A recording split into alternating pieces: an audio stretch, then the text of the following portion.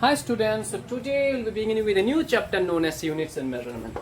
नाम सुन के ही कुछ तो याद आया होगा, ठीक है ना। यूनिट्स एंड मेजरमेंट पहली बार जब तुम क्लास 6 में थे, पहली बार जब क्लास 6 में उठे थे, ये वाला चैप्टर तुम्हारा पहला चैप्टर था क्लास 6 में, पहला चैप्टर यूनिट्स एंड मेजरमेंट। तो ये बहुत ही बेसिक चैप्टर है, फिजिक्स का बहुत ही बेसिक चैप्टर है। इवन कि इतना बेसिक है कि जो फिजिक्स का डेफिनेशन तुम सीखे थे क्लास 6 में, उसमें भी ये टर्म था। क्या था फिजिक्स का डेफिनेशन कि this is the branch of science, याद है ना, this is the branch of science which deals with the study of measurement. वहां पर ये चैप्टर का मेंशन था, ठीक है। ये चैप्टर हमें हर एक चीज जिसको मेजर कर सकते हैं उसके बारे में बताता है। ये वाला चैप्टर यूनिट्स एंड मेजरमेंट बहुत बेसिक, बहुत ईजी चैप्टर है, ठीक है।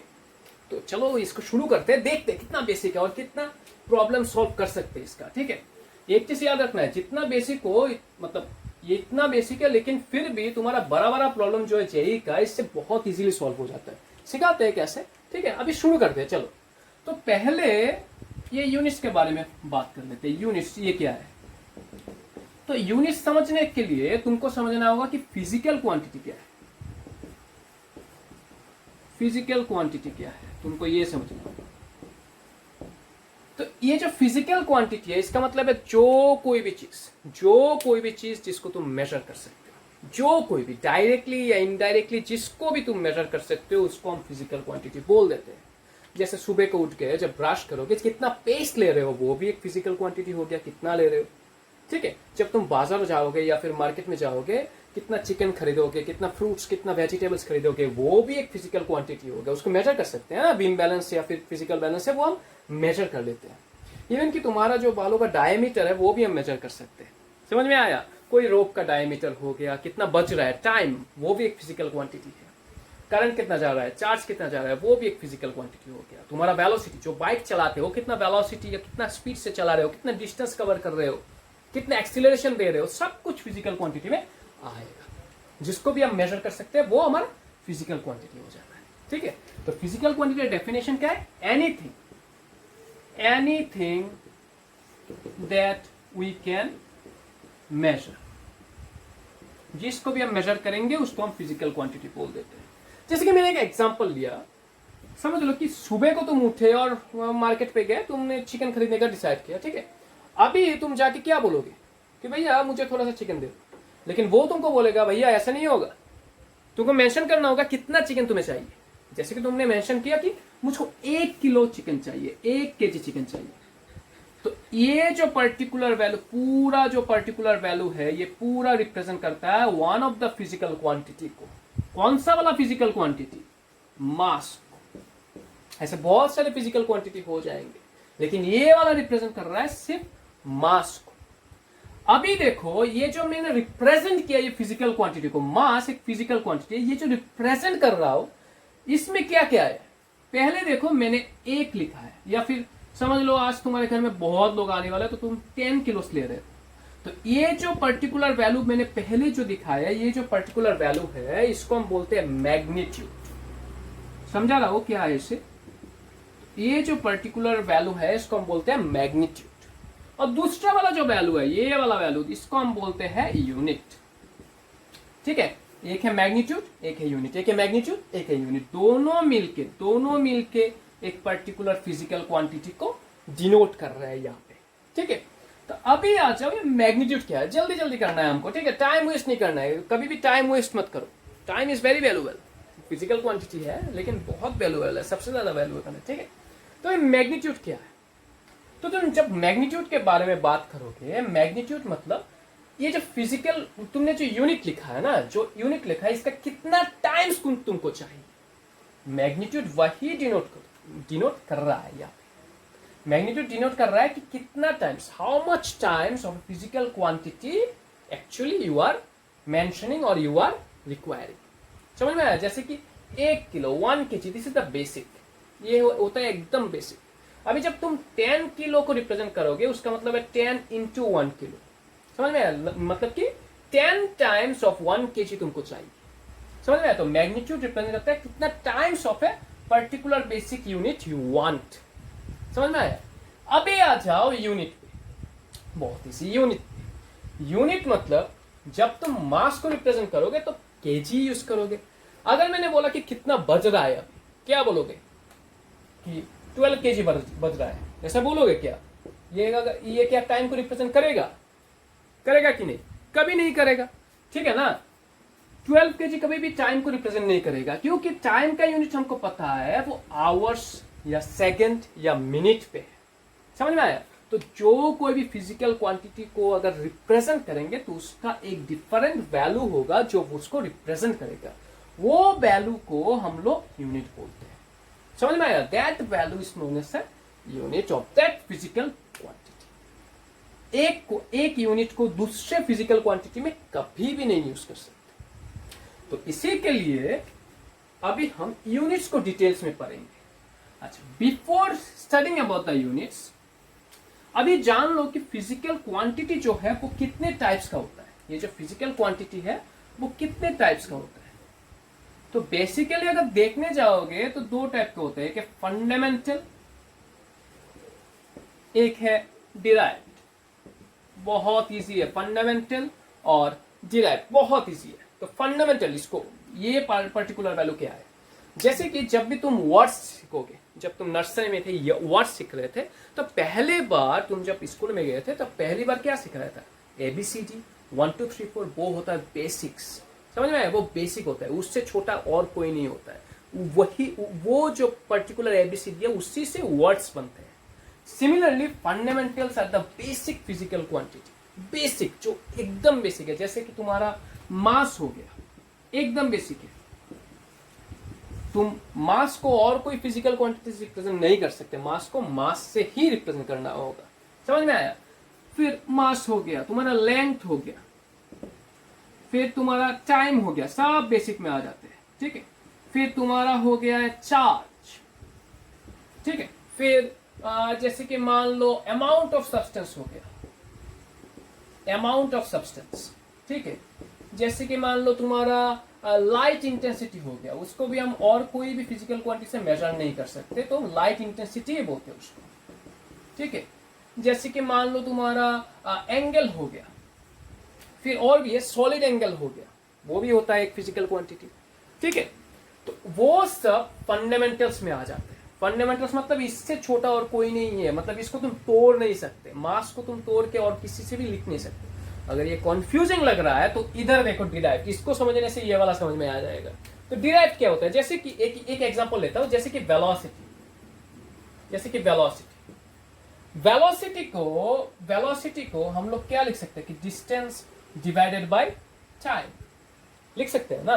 तो ये जो वेलोसिटी है उसको तोड़ के हम लोग डिस्टेंस बाय टाइम, दो पर्टिकुलर फंडामेंटल क्वांटिटीज, ये डिस्टेंस का हो गया लेंथ, या फिर हम यहाँ पर लेंथ भी लिख सकते हैं, ठीक है। तो लेंथ हो गया ऊपर में और नीचे हो गया तुम्हारा टाइम। तो ये दो फंडामेंटल क्वांटिटीज मिलके ये पर्टिकुलर फिजिकल क्वांटिटी को बना रहे हैं। तो ये जो वैल्यू है वो दो फंडामेंटल क्वांटिटी का एक मिश्रण है, यहाँ पे एक मिक्सचर है, यहाँ पे समझ लिए।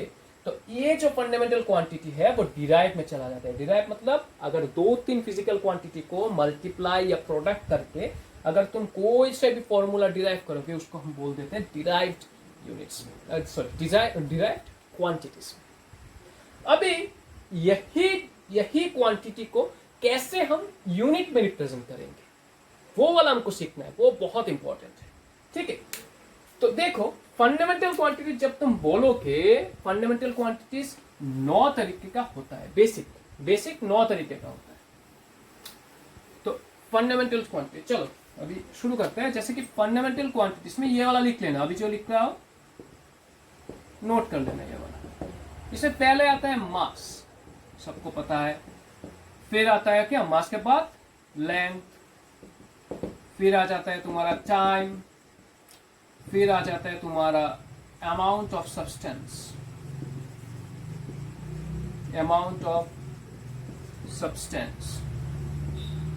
फिर आ जाता है लाइट इंटेंसिटी या फिर इंटेंसिटी ऑफ लाइट, जो भी बोलो तुम, ठीक है।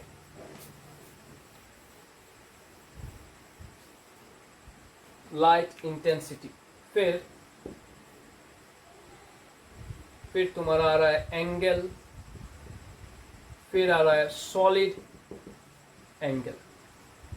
इंटरेस्टिंग है सॉलिड एंगल, समझा रहा हो क्या है? ठीक है, तो ये 7 और 2 है, टोटल 9 है। ओके, तो याद करो और 2 को क्या हो सकता है, क्या हो सकता है और 2? हाँ, और 2 मैंने लिख दिया था, थोड़े देर पहले लिख रहा था कि चार्ज, ठीक है। और एक है, वो बहुत पॉपुलर है, टेम्परेचर। तो अभी देखो ये 9 फंडामेंटल क्वांटिटीज है, बेसिक है। ओके, फंडामेंटल क्वांटिटीज 9 तरीके का होता है। अभी इसके यूनिट क्या है वो सीखना है हमें, बहुत इंपॉर्टेंट। इसके यूनिट क्या है, जैसे कि मास को अगर हम रिप्रेजेंट करेंगे, वो तो तुम्हें पता है, मास को हम ग्राम या फिर केजी में रिप्रेजेंट कर सकते हैं। मैंने केजी लिख लिया यहाँ पे, ठीक है। लेंथ को जब भी लेंथ मेजर करें, मीटर, किलोमीटर, जो भी हो उससे मेजर कर सकते हैं। टाइम को हम सेकेंड या फिर आवर में मेजर कर सकते हैं, ठीक है। सेकेंड, आवर, लाइट ईयर, सब कुछ टाइम का यूनिट है। अमाउंट ऑफ सब्सटेंस, उसको हम मेजर कर सकते हैं मोल से। केमिस्ट्री में होता है, बहुत इंपॉर्टेंट, स्टोशियोमेट्री चैप्टर में होता है, मोलारिटी और मोलालिटी, उसमें हम मेजर कर सकते हैं, ठीक है। अमाउंट ऑफ सब्सटेंस को मोल पे मेजर कर सकते हैं, ठीक है। अभी लाइट इंटेंसिटी, उसको हम मेजर करते हैं कैंडेला। बहुत ही अनोखा ये यूनिट है कैंडेला, ठीक है। अभी एंगल को तुम लोग को पता है कि एंगल को डिग्री से रिप्रेजेंट करते हैं, लेकिन वो स्टैंडर्ड यूनिट नहीं है। एंगल का स्टैंडर्ड यूनिट होता है तुम्हारा रेडियन और सॉलिड एंगल। अभी ये वाला बहुत डाउट कर रहा है कि सॉलिड एंगल क्या है। एंगल तो हमको पता है, कोई भी 2D स्ट्रक्चर, जैसे कि मान के चलो तुम्हारा एक रेक्टेंगल हो गया या ट्राइंगल हो गया, कोई भी 2D स्ट्रक्चर में, 2 डायमेंशनल, जिसमें लेंथ और ब्रेथ हो, जैसे ट्राइंगल या फिर रेक्टेंगल हो गया, उसमें अगर मैंने ये वाला पर्टिकुलर एंगल लिया 2 डायमेंशनल, जो भी है बोर्ड में हम ड्रॉ कर सकते हैं, उसको हम 2D स्ट्रक्चर बोलते हैं। ये अगर एंगल ले लिया, वो वाला इस रेडियन से रिप्रेजेंट कर सकते हैं, ठीक है। जैसे कि ये हो गया तुम्हारा 90 डिग्री, तो 90 डिग्री बाय 360, ये करने से तुम्हारा रेडियन में निकल जाएगा। समझ में आया? अभी सॉलिड एंगल क्या है? सॉलिड एंगल क्या होता है, देखो बहुत ही बेसिक है। सॉलिड एंगल, कोई भी 2D स्ट्रक्चर का कोई कोना पकड़ो तो उसमें एक एंगल फॉर्मेशन होता है, लेकिन 3D स्ट्रक्चर का क्या? जैसे कि ये पर्टिकुलर पेन जो मैंने लिया है, ये पर्टिकुलर जो मैंने पेन लिया है, इसका अगर तुम ये पर्टिकुलर नीब को समझो, ये पर्टिकुलर नीब जो है, इसका एक एंगल बन रहा है ना यहाँ पे। ये नीब जो है, इसको मैं अगर ड्रॉ करता हूं, तो ये नीब बेसिकली यही तो है ना। ओके, तो ये 3D स्ट्रक्चर है, चारों ओर से आएगा, 3D स्ट्रक्चर है। तो यहाँ पे एक एंगल फॉर्मेशन हो रहा है, देखो यहाँ पे एक एंगल फॉर्मेशन हो रहा है, तो वो एंगल कितना है? समझ में आया? कोई भी 3D स्ट्रक्चर का कोई भी एंगल ले लो, तो वो एंगल कितना होता है, उसको हम बोलते हैं सॉलिड एंगल। वो मेजर करते हैं स्टेराडियन से, स्टेरेडियन। ओके, स्टेराडियन, स्टेरेडियन एक ही चीज। अभी चार्ज, वो तो तुमको पता ही है, इलेक्ट्रिसिटी चैप्टर जो भी देखे हो, चार्ज तुमको पता ही होगा। वो हम मेजर करते हैं क्या? कॉलम से। अभी आ जाओ टेम्परेचर, वो तो तुमको पता ही है, डिग्री सेल्सियस। और स्टैंडर्ड में जाओगे तो स्टैंडर्ड यूनिट होता है उसका केल्विन। तो हमारे पास ये 9 फिजिकल क्वांटिटीज है और उसके साथ उसका 9 पर्टिकुलर स्टैंडर्ड यूनिट्स मैंने यहाँ पे लिख दिया तुम्हारे लिए, ठीक है। अभी आ जाओ, अभी यूनिट्स के बाद अभी देखो होता क्या है, ये पर्टिकुलर जो मैंने यूनिट्स लिखा है, ऐसा नहीं होगा कि हमेशा यही यूनिट्स को तुम फॉलो करो, ठीक है। तो वेरियस यूनिट सिस्टम है, वो ज्यादा इंपॉर्टेंट नहीं है, फिर भी जान लो, बहुत सारे यूनिट सिस्टम है। उसमें से 3 के बारे में मैं डिस्कस कर रहा हूं। पहले वाला CGS सिस्टम, बहुत लोगों ने सुना होगा कि ये जो यूनिट्स है उसका रिप्रेजेंटेशन का ये एक पर्टिकुलर सिस्टम है, CGS सिस्टम। ओके, इसका फुल फॉर्म क्या है? C for centimetre, G for gram, S for second, ठीक है। सेंटीमीटर, ग्राम, सेकेंड, सेंटीमीटर, ग्राम, सेकेंड। तो ये जो देख रहे हो सेंटीमीटर, ये होता है लेंथ का यूनिट, ग्राम हो जाता है तुम्हारा मास का यूनिट, सेकंड हो जाता है तुम्हारा टाइम का यूनिट। तो ये जो पर्टिकुलर सिस्टम है वो इन तीनों यूनिट को मेजर करते हैं, लेंथ, मास और टाइम को, तीनों फिजिकल क्वांटिटी को ये यूनिट मेजर करते हैं। और कौन से वाले यूनिट को मेजर करते हैं, मतलब कौन सा वाला यूनिट हम यहाँ पे यूज करते हैं? जैसे कि लेंथ का स्टैंडर्ड होता है मीटर, लेकिन सीजीएस सिस्टम जब तुम लिखोगे तो लेंथ का जो यूनिट हम लेते हैं वो सेंटीमीटर, छोटा वाला यूनिट, बड़ा वाला नहीं, छोटा वाला यूनिट, सब मल्टीपल जिसको बोलते हैं। सिमिलरली मास का जो यूनिट होता है यहाँ पे हम ग्राम कंसीडर करते हैं, किलोग्राम नहीं, किलोग्राम बड़ा हो गया, तो ग्राम में हम मेजर करते हैं। सिमिलरली टाइम में हम मेजर करते हैं सेकेंड। समझ में आया? तो ये हो जाता है तुम्हारा सीजीएस यूनिट। लेकिन इसमें एक बहुत बड़ा डिफेक्ट है, या फिर ड्रॉबैक भी बोल सकते हो, बहुत बड़ा ड्रॉबैक है। ड्रॉबैक ये है कि ये वाला unit except this length, mass and time और किसी को मेजर नहीं कर सकता। ठीक है, except this 3 particular physical quantity it can not measure any other type of physical quantities. 9 है, सिर्फ 3 को मेजर कर सकते हैं। समझ ली? अभी इसका बड़ा एक भाई है, ओके, बड़ा भाई MKS सिस्टम, बड़ा भाई MKS system. Okay, metre, kilogram and second, metre, kilogram, second. Okay, तो metre is the unit for metre is the unit for length, kilogram, KG is the unit for what, mass, और second तो तुमको पता ही है कि time major करता है वो। हाँ, टाइम ही तो मेजर करेगा ना, और कुछ तो नहीं है यहाँ पे कि सेकंड मेजर कर सके। ओके, तो अभी लेंथ का जो यूनिट यहाँ पे फॉलो होता है वो होता है मीटर, जैसे कि देख सकते हो मीटर। मास का फॉलो होता है केजी और टाइम का होता है सेकंड। लेकिन यहाँ पे वही डिफेक्ट है कि ये बड़ा यूनिट तो मेजर कर सकते हैं। देखो, इसमें छोटा यूनिट को हम कंसीडर कर रहे हैं, इसमें बड़ा यूनिट को कंसीडर कर रहे हैं। लेकिन इस सिस्टम में वही डिफेक्ट है कि ये और जो फिजिकल क्वांटिटीज है, ये 3 के अलावा, ये 3 मास, लेंथ और टाइम के अलावा और जो फिजिकल क्वांटिटी है उसको ये मेजर नहीं कर सकता। तो क्या करें? तब एक और पर्टिकुलर फिजिकल यूनिट सिस्टम आ गया, उसको हम बोलते हैं SI unit system. Okay, SI standard internationally, Italian नाम है स्टैंडर्ड इंटरनेशनली, लेकिन मैं बोलता हूँ स्टैंडर्ड इंटरनेशनल। ओके, तो ये जो पर्टिकुलर सिस्टम है वो सब कुछ मेजर कर सकता है, ये सबका बाप है एकदम। ठीक है, सब कुछ मेजर कर लेगा। तुम जो कोई भी फिजिकल क्वांटिटी, मैंने जो पहले लिखा था फंडामेंटल्स का 9 फिजिकल क्वांटिटी जो लिखा था, उसका जो यूनिट लिखा था वो सब इससे ही लिया गया है। ऐसा सिस्टम। इसको पेरिस में एक जगह है सेवरस बोल के, ठीक है, वहां पे एक म्यूजियम है, म्यूजियम ऑफ मेजरमेंट बोल के, वहां पे बैठ के बहुत दिग्गजों ने ये पर्टिकुलर यूनिट को बनाया, ऐसा यूनिट सिस्टम। ठीक है, तो जो मीटर तुम्हारा हो गया, या फिर केजी हो गया, या फिर तुम्हारा सेकंड हो गया, या फिर तुम्हारा कैंडेला हो गया, उन सब का डेफिनेशन वो सेवरस में बैठ के सब लोगों ने बनाया। और उनका मॉडल जो है, जैसे कि एक बार बनाया गया था प्लेटिनम इरिडियम से एक बार बनाया, उसका जो लेंथ है उसको ही हम 1 मीटर कंसिडर करते हैं स्टैंडर्ड, और उसका जो वजन है उसको ही हम 1 केजी बोलते हैं। समझ में आया? तो वो स्टैंडर्ड यूनिट सब कुछ, मतलब वहां पे तुम अगर चाहोगे कि म्यूजियम ऑफ मेजरमेंट, उसका अगर तुम चाहोगे तो स्टैंडर्ड इंटरनेशनल का सब जो यूनिट है उसका डेफिनेशन और उसका मॉडल तुम वहां पे देख सकोगे। ठीक है, बुक में भी होगा उसका डेफिनेशन में देखना, वो पर्टिकुलर म्यूजियम के बारे में बोला होगा। ठीक है, अभी जब हम पढ़ लिए कि ऐसा यूनिट क्या है, ऐसा यूनिट मतलब क्या, कोई भी स्टैंडर्ड जो भी लिखो सब ऐसा यूनिट में आ जाएगा, फंडामेंटल जो भी हो ऐसा यूनिट में आ जाएगा डायरेक्ट। जैसे कि वेलोसिटी हो गया, वेलोसिटी के यूनिट हमको पता है कि मीटर पर सेकंड या फिर किलोमीटर पर आवर, ये सब तुम्हारा स्टैंडर्ड इंटरनेशनल में होगा। ठीक है, तो जो कोई भी यूनिट सब कुछ आ जाएगा यहाँ पे।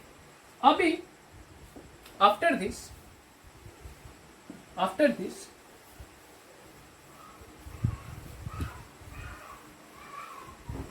अभी देखो,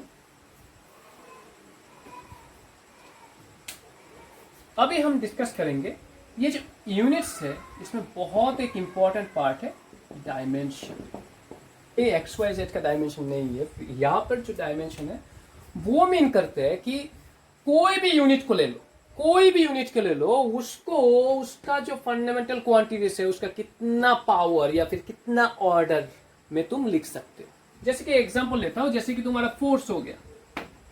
ओके, जैसे कि तुम्हारा फोर्स हो गया, तो अगर तुम फोर्स को अगर तुम यूनिट देखोगे, फोर्स का यूनिट है न्यूटन। ठीक है, अगर तुम उसको तोड़ोगे तो हो जाएगा केजी मीटर पर सेकंड स्क्वायर। जिसको पता है वो समझ सकते हो, और जिसको नहीं पता है वो थोड़ा सा देख लो कि फोर्स का यूनिट न्यूटन है, उसको हम अगर तोड़ेंगे तो केजी मीटर पर सेकेंड स्क्वायर में आ जाएगा, ठीक है।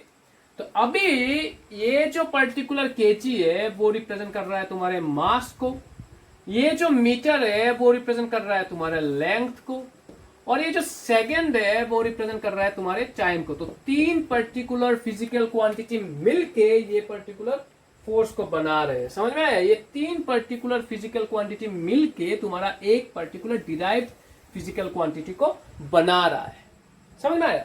तो अभी ये जो तीन वैल्यूज है, तुम्हें क्या लिखना है कि ये तीन वैल्यूज का कितना पावर होता है ये पर्टिकुलर यूनिट में। जैसे कि केजी का पावर यहाँ पर कितना है 1, तो मास का पावर हो गया 1, लेंथ का पावर यहाँ पे 1, तो लेंथ का पावर हो गया 1। सिमिलरली टाइम का पावर देखो यहाँ पे 2 है, वो भी एक बाइसाइन के है, बाइसाइन है यहाँ पे, मतलब ये नीचे है, तो इसको अगर ऊपर उठाओगे, ये सेकंड को ऊपर उठाओगे तो -2 लिखना पड़ेगा। तो ये हो जाएगा फोर्स का डायमेंशन, समझ में आया, मास, लेंथ और टाइम में। सिमिलरली फोर्स के अलावा अगर तुम और एक ले लो, जैसे कि डेंसिटी। ओके, डेंसिटी, डेंसिटी का यूनिट क्या है, let me change the pen a bit. Density का यूनिट क्या है, देखो डेंसिटी का यूनिट है केजी पर मीटर क्यूब, ठीक है, मास बाय वॉल्यूम केजी पर मीटर क्यूब। तो यहाँ पे जो केजी है वो मास को रिप्रेजेंट कर रहा है और मीटर जो है वो लेंथ को रिप्रेजेंट कर रहा है। तो इसका डायमेंशन क्या हो जाएगा कि मास उसका पावर है 1 और लेंथ उसका पावर है -3, समझ में आया। तो ऐसे तुम एक पर्टिकुलर डायमेंशन को रिप्रेजेंट कर सकते हो। तो अभी ये डायमेंशन का यूज क्या है, देखो डायमेंशन बहुत यूजफुल है तुम्हारे ज्वाइन एंट्रेंस के लिए, ठीक है, बहुत सारे पर्टिकुलर टर्म्स आने वाले हैं। तो डायमेंशन का यूज क्या है, देखो बहुत सारे यूज है, पहले वाला अभी डिस्कस कर रहा हूँ, इसके मैं न्यूमेरिकल्स भी करके दिखाऊंगा कैसे होता है इसमें, ठीक है। पहला जो यूज है डायमेंशन का वो है कोई भी छोटा यूनिट को तुम बड़े यूनिट या फिर बड़े यूनिट को छोटे यूनिट में चेंज कर सकते हो। जैसे कि तुम मान के चलो कि 1 डाइन दे दिया, उसको तुम 1 न्यूटन में कन्वर्ट कर सकते हो, ये डायमेंशन का काम लगा के। देखते हैं कैसे, ठीक है। चलो एक क्वेश्चन लेते हैं, फिर देखते हैं कि how to convert a smaller unit into a bigger system of unit. और जो सिस्टम होता है ना CGS, MKS और SI, उन सिस्टम में एक पर्टिकुलर यूनिट को चेंज कैसे करते हैं यूजिंग ए डायमेंशन। ये पहले वाला यूज है, to convert a particular unit into different systems. Okay, चलो अभी देखते हैं, प्रॉब्लम लेते हैं। चलो ये रहा पहला वाला क्वेश्चन, ठीक है। जो मैंने कहा था कि जो डायमेंशन है उसका यूज तुम कर सकते हो, कोई भी एक यूनिट ले लो, उसको उसके ही डिफरेंट यूनिट सिस्टम में चेंज करने के लिए। जैसे डाइन हो गया तुम्हारा CGS, डाइन हो जा रहा है तुम्हारा CGS में, और तुमको बोला गया कि डाइन को कन्वर्ट करना है न्यूटन में, न्यूटन हो गया तुम्हारा SI सिस्टम में, समझ में आया। तो कोई भी यूनिट सिस्टम से दूसरे यूनिट सिस्टम में चेंज करने के लिए डायमेंशन का यूज बहुत अच्छे तरीके से यूज कर सकते हैं हम लोग, ठीक है। तो देखो कैसे करते हैं ये वाला। मुझको पता है कि लाइट का थोड़ा प्रॉब्लम है, एक्चुअली मेरा टेक्नोलॉजी अभी भी इतना एडवांस नहीं है, सिर्फ एक मोबाइल फोन से ही कर रहा हूँ, पर करूंगा, धीरे धीरे सब कुछ होगा, ठीक है। तो देखो हमको क्या करना है कि डाइन को न्यूटन में चेंज करना है, समझ में आया। डाइन को यहाँ पे तुम्हें नजर रखना है कि डाइन को चेंज करना है। और डाइन को अगर तुम तोड़ोगे, ये जो यूनिट है डाइन, इसको अगर तुम तोड़ोगे तुमको देखने को मिलेगा कि ये वाला है सेंटीमीटर, ग्राम सेंटीमीटर पर सेकेंड स्क्वायर। अभी कहां से आया ये डाइन का यूनिट, कहां से आ रहा है, देखो मुझको क्या पता है कि फोर्स का यूनिट है डाइन, ठीक है ना। फोर्स है मास इंटू एक्सीलरेशन, फोर्स का CGS यूनिट है डाइन, उसका फॉर्मूला है मास इंटू एक्सीलरेशन। मास का यूनिट हो गया केजी, या फिर अगर CGS में ले तो मास का यूनिट हो गया ग्राम, और एक्सीलरेशन का है मीटर पर सेकेंड स्क्वायर। CGS में ले तो एक्सीलरेशन का हो जाता है सेंटीमीटर पर सेकेंड स्क्वायर, वहां से आ रहा है ये पर्टिकुलर वैल्यू। मुझको बोला गया कि इसको तुम कन्वर्ट करो न्यूटन में, बड़े वाला यूनिट ऐसा यूनिट में कन्वर्ट करो। तो कैसे करते हैं, मैं क्या कर रहा हूं, पहले ये जो ग्राम सेंटीमीटर पर सेकेंड स्क्वायर जो है उसको मैं डिफरेंट ब्रैकेट्स में लिख लेता हूं।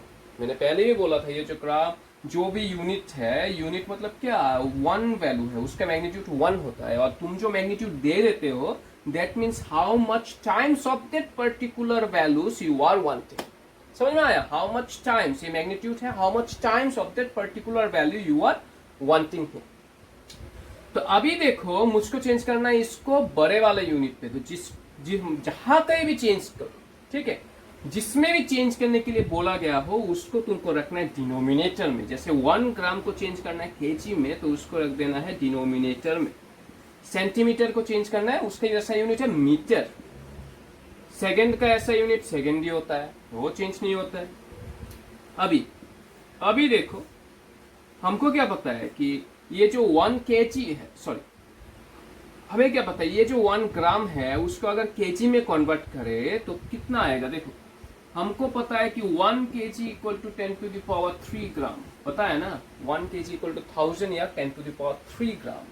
तो 1 ग्राम कितना आएगा, 1 by 10 to the power 3 KG, तो वो हो जाता है 10 to the power -3 KG, 10 to the power -3, समझ में आया, 10 टू द पावर -3 केजी। नीचे हो गया तुम्हारा 1 केजी। सिमिलरली मीटर, ये सेंटीमीटर को मीटर पे चेंज करना है, तो 10 to the power -2 metre. Centi मतलब ही 10 टू द पावर -2। या फिर तुम ऐसा वाला मेथड भी अप्लाई कर सकते हो जहां पे 1 मीटर इक्वल टू 100 सेंटीमीटर है, वहां से तुम निकाल सकते हो। समझ में आया। या फिर शॉर्टकट भी यूज कर सकते हो, जिसको भी पता हो शॉर्टकट में, ये किलो जो है, किलो मतलब ही 10 टू द पावर 3 है, सेंटी मतलब भी 10 टू द पावर 2 हो गया। समझ में आया, 10 टू द पावर -2 हो गया। समझ में आया।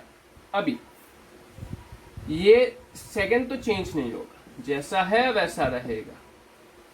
ओके, अभी देखो यहां से क्या आ रहा है, इधर से अगर हम निकाले तो 10 आ गया पहले उसका मैग्नीट्यूड, और यहां से देखो 10 टू द पावर -3 केजी आ गया, इधर से आ गया 10 टू द पावर -2 मीटर, और लास्ट वाले ब्रैकेट से 1 सेकेंड चेंज हो गया मेरा। लास्ट में अगर हम फॉर्मूला लिख देंगे तो ये जाएगा केजी मीटर पर सेकंड स्क्वायर, और ये जो वैल्यू है दैट इज योर न्यूटन। समझ में आया, ये जो वैल्यू है दैट इज योर न्यूटन। तो ऐसे तुम कोई भी यूनिट को दूसरे सिस्टम में चेंज कर सकते हो, ठीक है। तो ये हो गया तुम्हारा पहला यूज ऑफ डायमेंशन एनालिसिस। ये पहले वाला यूज है जहां पे हम एक पर्टिकुलर यूनिट को एक सिस्टम ऑफ यूनिट से दूसरे यूनिट सिस्टम में कन्वर्ट कर सकते हैं। अभी आ जाओ इसके दूसरे यूज पे, बहुत बढ़िया है दूसरा यूज, और भी ज्यादा बढ़िया है। वो जो दूसरा यूज में बताने वाला हूँ उससे तुम बड़े प्रॉब्लम को सॉल्व कर सकते हो, ठीक है। तो दूसरा यूज क्या है डायमेंशन एनालिसिस का। Using dimension analysis you can easily verify the correctness of an equation.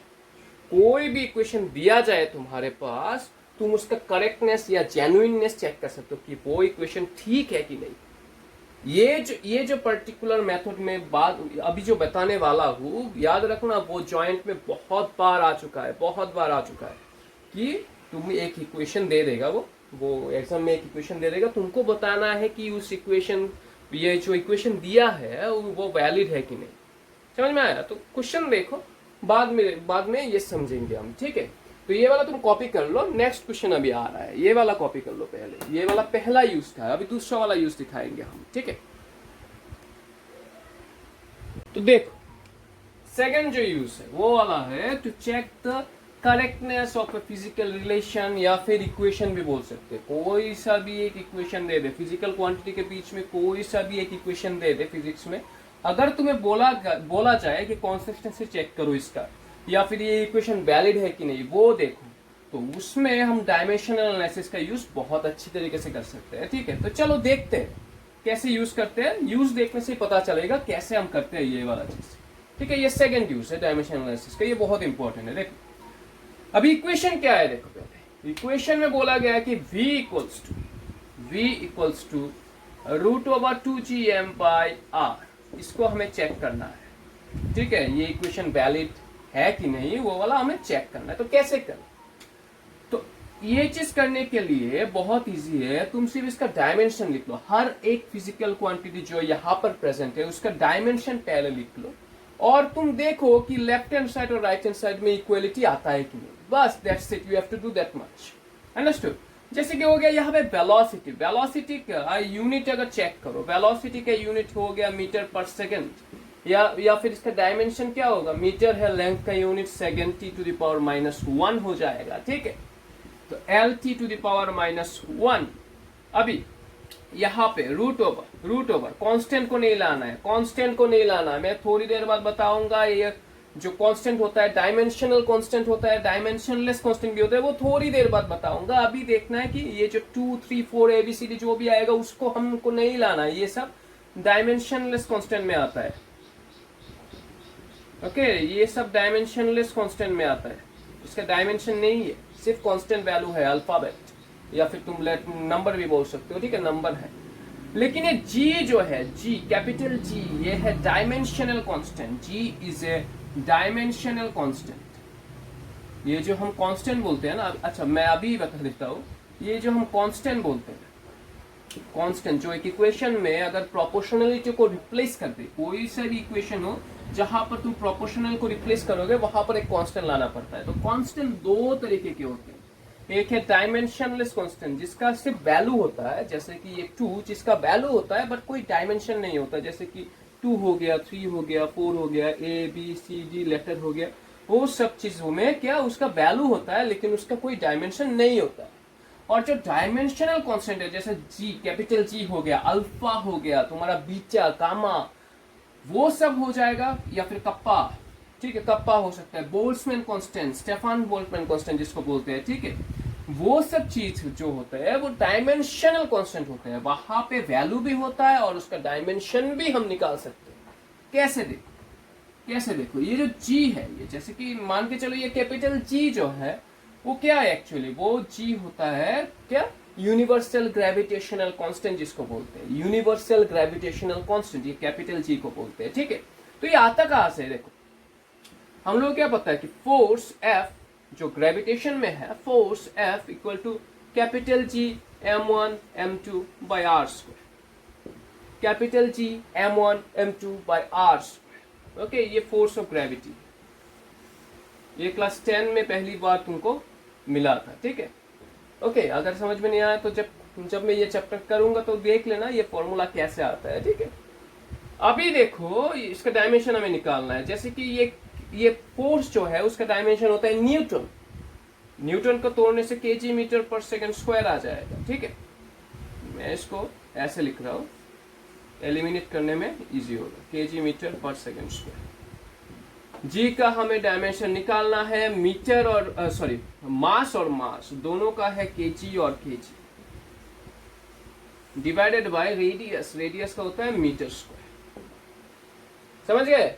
अभी देखो kg और kg को अगर कैंसिल कर दे तो ये जो कैपिटल जी है उसका वैल्यू क्या आएगा, तो मीटर क्यूब आ रहा है, ये kg नीचे और सेकंड स्क्वायर भी नीचे, समझ में आया। तो इसका अगर डायमेंशन हम निकालेंगे तो क्या होगा, डायमेंशन में आता है मास जो है नीचे है वो भी वैल्यू उसका 1 है, पावर 1, लेंथ जो है ऊपर है, पावर है 3, और हो गया तुम्हारा टाइम, नीचे है पावर है 2 -2, समझ में आया। तो हम यहां पर ये रख देंगे m1L3t -2, तो ये हो गया हमारा जी का वैल्यू।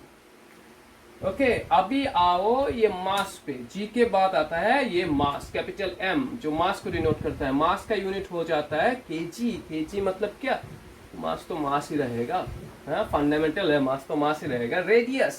रेडियस का यूनिट लेंथ पे आता है, ठीक है ना, रेडियस का यूनिट है मीटर जो लेंथ का है, तो इसका जो डायमेंशन होगा L।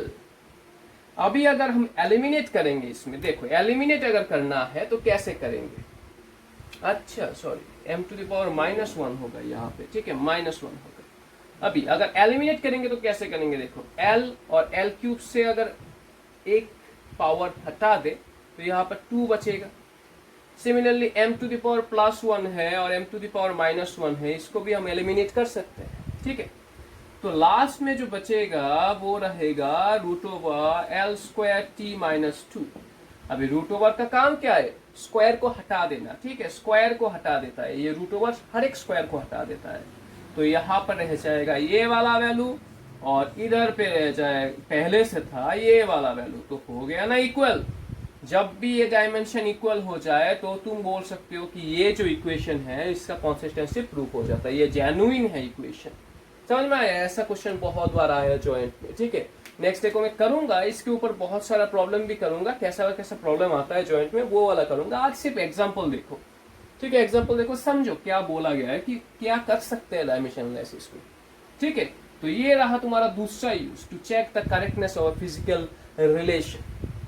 अभी ये जो पर्टिकुलर यूज है उससे तुम मिसिंग डाटा भी निकाल सकते हो। कोई सा भी मिसिंग डाटा हो, जैसे कि तुम्हें बोला गया कि ये जो पर्टिकुलर इक्वेशन है वहां पे मुझे जी का जो डायमेंशन है वो पता नहीं है, वो भी तुम निकाल सकते हो। इससे भी निकाल सकते हो, यहां से भी निकाल सकते हो, नो डाउट। कैसे निकालोगे? देखो कैसे निकालोगे, बहुत इजी है। जेन्युइन अगर बोला जाए कि ये इक्वेशन जेन्युइन है लेकिन हमें जी का जो पर्टिकुलर डायमेंशन है वो पता नहीं है, कैसे निकाले? तो रख दो, बाकी सब जो डायमेंशन है उसको रख दो, जी को हटा के सबका डायमेंशन यहाँ पे रख दो, ठीक है। और 2 तो हमें लेना ही नहीं है, वो डायमेंशनल कांस्टेंट में आ जाता है, ठीक है। जी का डायमेंशन हमें नहीं लिखना है, वो हमें निकालना है यहाँ से। मास का डायमेंशन हो जाता है केजी, केजी मतलब एम ही रहेगा, और इसका हो जाता है एल। तो ये रूट ओवर को अगर हटाना है, क्योंकि जी हमें निकालना है, तो रूट ओवर को हटाना है, तो स्क्वायरिंग बोथ साइड्स करेंगे। स्क्वायरिंग बोथ साइड्स करने से यहाँ पे एल स्क्वायर टी माइनस 2 आ जाएगा, और इधर पे रूट ओवर उठ जाएगा, तो जी इंटू एम, और इधर हो जाता है एल, ठीक है। तो अभी क्रॉस मल्टीप्लाई कर दो, अगर क्रॉस मल्टीप्लाई करोगे तो एल जाके यहाँ पे मल्टीप्लाई होगा, एल क्यूब हो जाएगा, T to the power minus 2 वो पहले से है, और नीचे आ गया तुम्हारा एम। समझ में आया? तो देयरफॉर जी का डायमेंशन क्या निकल रहा है? M to the power minus 1 L cube T minus 2 निकलता है कि नहीं? निकलता है कि नहीं? देख लो, समझे? तो ये वाले जो पर्टिकुलर पार्ट है उससे तुम कोई मिसिंग डाटा भी निकाल सकते हो अगर जेन्युइन बोला जाए तो, या फिर तुम इससे तुम कोई सा भी इक्वेशन को जेन्युइन तो प्रूव कर सकते हो, ठीक है। अभी नेक्स्ट और एक यूज है, वो वाला और इंपॉर्टेंट है, और एक यूज हो गया तुम्हारा, ठीक है। तो चलो देखते हैं कौन सा वाला यूज है। पहले इसको थोड़ा सा रब कर लेते हैं।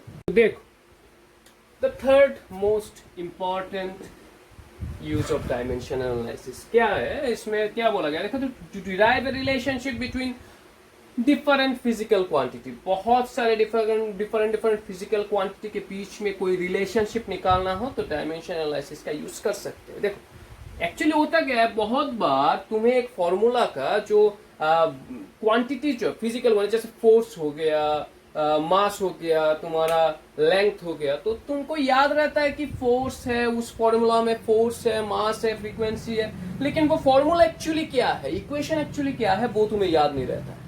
तो तब तुम डायमेंशन एनालिसिस यूज कर सकते हो इस इक्वेशन को एस्टेब्लिश करने के लिए।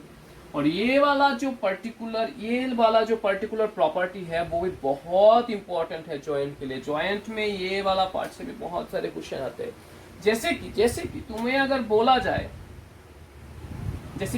बोला जाए कि एक फॉर्मूला निकालो जिसमें फ्रीक्वेंसी भी रहेगा, और फ्रीक्वेंसी डिपेंड करेगा मास पर यूनिट लेंथ पे, सिर्फ लेंथ ऑफ स्ट्रिंग पे, और से टेंशन पे। तुमको अगर बोला जाए कि ऐसा एक फॉर्मूला, जैसे कि 4 ऑप्शन दिया हो, 4 ऑप्शन पर एग्जाम में दिया हो, और बोला कि फ्रीक्वेंसी का कौन सा वाला इक्वेशन एक्चुअली करेक्ट है, वहां पे 4 ऑप्शन दिया हो, तुमको बोला गया कि फ्रीक्वेंसी का कौन सा वाला ऑप्शन करेक्ट हो, ठीक है। अभी तुमको पता ही नहीं है फॉर्मूला क्या है। अगर फॉर्मूला पता होता तो तुम तो सेकंड वाला जो प्रॉपर्टी है वहां से इक्वेशन को कंसिस्टेंट प्रूफ कर लेते। कोई से भी इक्वेशन को पकड़ के तुम देख सकते थे कि वो वाला इक्वेशन जेन्युइन है कि नहीं, तो ऑप्शन तुम्हारा आ जाता। लेकिन अगर ऐसा वाला बैठा है जहां पे तुम्हारा फॉर्मूला ही नहीं दिया गया है, सिर्फ बोला गया कि फ्रीक्वेंसी ये फैक्टर पे डिपेंड करते हैं, और तुम्हें इक्वेशन लिखना है कौन सा वाला इक्वेशन ट्रू है, तब क्या करोगे बच्चों? ठीक है, तब हमें ये थर्ड प्रॉपर्टी की एस्टैब्लिश है, हमको एक रिलेशनशिप एस्टैब्लिश करने के लिए भी डायमेंशन बहुत हेल्प करता है। तो देखो कैसे करते हैं हम लोग, ये वाला बहुत इजी है वैसे। जैसे कि हमको बोला गया है कि फ्रीक्वेंसी यहाँ पे डिपेंड कर रहा है किसके ऊपर? पहला है मास पर यूनिट लेंथ, ठीक है। मास पर यूनिट में स्मॉल एम से रिप्रेजेंट करना हो, कैपिटल एम से नहीं, स्मॉल एम से, मास पर यूनिट लेंथ को, ठीक है। इसमें इससे डिपेंड कर रहा है, लेकिन हमको पावर पता नहीं है अभी, ठीक है। अभी लेंथ पे भी डिपेंड कर रहा है, ठीक है, और तुम्हारा टेंशन पे भी डिपेंड कर रहा है, लेकिन हमें एक का भी पावर पता नहीं है। तो अगर पता नहीं है तो पावर की जगह पे कोई भी आर्बिट्ररी वैल्यू पुट कर दो यहाँ पे, ठीक है। अभी देखो कैसे आएगा ये वैल्यू, कैसे आएगा देखो। मास, इसका जो यूनिट है, मास का जो यूनिट या फिर डायमेंशन ही लिख सकते हो। मास का जो डायमेंशन कैपिटल एम, लेकिन ये मास नहीं है, मास पर यूनिट लेंथ है, capital M L to the power -1 होगा, ठीक है। मास पर यूनिट लेंथ, पार मतलब divided by length, okay, per unit मतलब डिवाइडेड बाय लेंथ, तो एम का आ जाता है कैपिटल एम और लेंथ का कैपिटल एल, लेकिन नीचे है तो -1। सिमिलरली लेंथ का जो यूनिट है, सॉरी डायमेंशन है कैपिटल एल, और टी का जो डायमेंशन है यहाँ पे डी, यहाँ पे ए, और टी का जो डायमेंशन, टेंशन का जो डायमेंशन है, टेंशन मतलब क्या, फोर्स, फोर्स मतलब केजी मीटर पर second square, tension is a type of force, तो उसका यूनिट हो जाता है केजी मीटर पर सेकंड स्क्वायर, ठीक है। तो केजी का डायमेंशन हो गया एम, इसका आ गया L T to the power -2, तो M L T to the power -2 power हो जाता है सी, ठीक है। हमको ए बी और सी इन तीनों का वैल्यू निकालना होगा। तो कैसे निकालेंगे, देखो कैसे निकालेंगे ये वाला वैल्यू, देखो बहुत इजी है, बहुत इजी है। और अच्छा बाय द वे, फ्रीक्वेंसी का डायमेंशन क्या है? फ्रीक्वेंसी हम इसको मेजर करते हैं हर्ट्ज पे ना, हर्ट्ज, या फिर इसको हम सेकंड टू द पावर -1 भी बोल सकते हैं। तो इसका आ जाता है सेकंड मतलब time to the power -1, okay. अभी हमको कैसे निकालना है, प्रोपोर्शनल साइन देके देखो, यहाँ पे m का पावर जो है, m का पावर यहाँ पे a, ठीक है, सेपरेटली लिखता हूँ, यहाँ पर है a और यहाँ पर है c, तो +c। सिमिलरली l का पावर देखो, l का पावर देखो, यहाँ पर है -a, और कहा इधर है b और इधर पे है c। समझ में आया कि नहीं, समझ में आया कि नहीं, देख लो। और एक हो गया तुम्हारा t, t का पावर इधर हो गया सिर्फ -2c, ओके। अभी चलो यहां से क्या निकालेंगे, देखो तो फ्रीक्वेंसी का है टी टू द पावर -1, इधर पे देखो, अच्छा छोड़ो ये छोड़ो, इधर ही लिख देता हूँ टी टू द पावर -1। तो अभी देखो इधर पे m का कोई पर्टिकुलर डायमेंशन है, या इधर पे m का या l का कोई डायमेंशन है, नहीं है ना, तो m का जो पावर होता है उसको 0 दे देते हैं। सिमिलरली l का जो पावर होता है उसको भी हम 0 देते हैं। जो नहीं रहेगा उसको 0 दे दो, क्योंकि हमको ये वाले पार्ट में दोनों को इक्वेट करना है, फिर ना a b c का वैल्यू निकलेगा, ठीक है। तो जैसे कि m का डायमेंशन इधर हो गया a + c, और right hand side, sorry left hand side में वहां पे वैल्यू हो गया 0। ये वाला तुम्हारा पहला इक्वेशन निकल गया। अभी इधर आओ, l का डायमेंशन इधर है, l का पावर इधर है -a + b + c equals to इधर है 0। अभी इधर आओ, -2c इक्वल्स टू वहां पे पावर हो गया -1। अभी देखो तुम इजीली यहाँ से c का वैल्यू हाफ निकालोगे, इधर अगर पुट कर दोगे, देखो कितना इजी है, कितना इजी है, देखो नहीं निकलेगा। तो इधर अगर पुट कर दोगे तो क्या निकलेगा, a का वैल्यू हो जाएगा -1/2, तो इधर a का वैल्यू पुट कर दो, देखो अब b खत्म हो गया, तो b + 1 हो जाएगा, तो b इक्वल्स टू -1। समझ में आया कैसे निकालना है a b c का वैल्यू? अभी last but not the least, अब फॉर्मूला में हम पुट कर देते हैं। पहले जो फॉर्मूला निकाला था कि frequency depends on mass to the power a, l to the power b और tension to the power c। तो मास का वैल्यू हो गया -1/2, l का पावर हो गया -1 और t का पावर हो गया हाफ, ठीक है।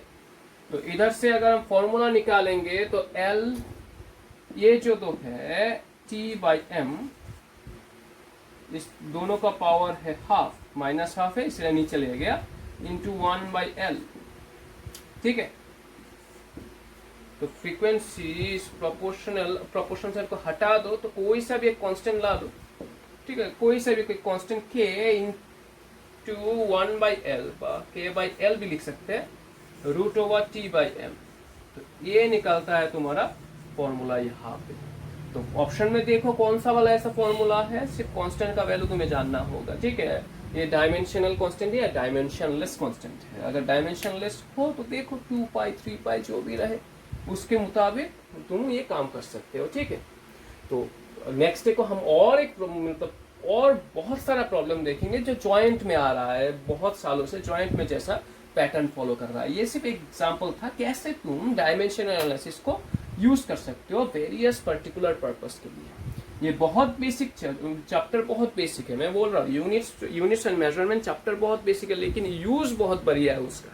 बहुत बड़े बड़े प्रॉब्लम में वो चीज यूज कर सकते हो, ठीक है। कोई फॉर्मूला भूल गए या फिर कोई फॉर्मूला निकालना है तुम्हें, ठीक है, वहां पर ये पर्टिकुलर पार्ट तुम ये इजिली यूज कर सकते हो, ठीक है।